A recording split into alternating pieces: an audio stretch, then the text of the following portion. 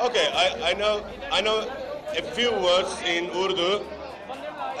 I know Shukriya and Lahore Lahore. Thank you very much. Pakistan'a ilk gelişim, o yüzden ve çok fazla dolaşma fırsatım olmadı.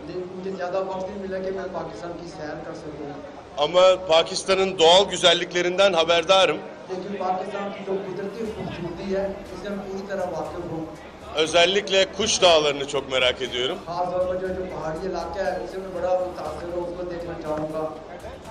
Ve diğer tarihi yerleri de gezmek için sabırsızlanıyorum ama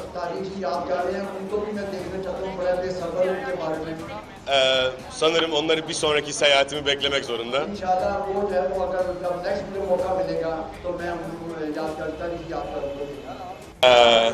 Actually, I know the Pakistani people loves, but I'm not expect like this.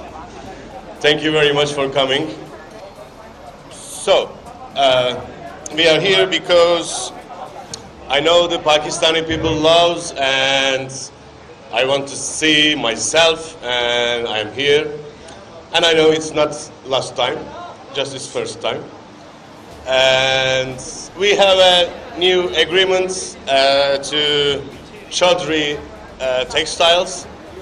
So I'm very happy to this relationship, friendship also. And I hope it will be, yeah.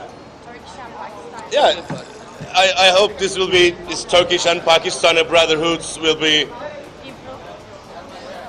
continue. Thank you very much.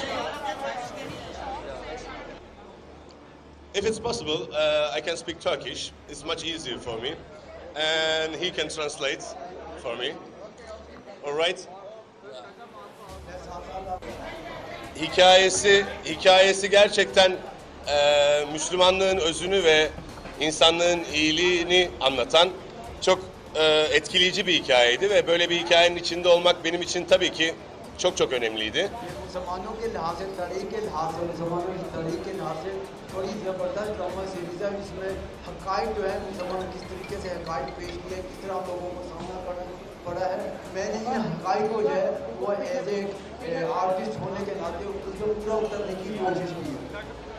Ben ve ekip arkadaşlarım çok emek harcadık ama özellikle Pakistan halkından gördüğümüz bu sevgiden sonra emeklerimizin karşılığını almak gerçekten çok çok keyifli.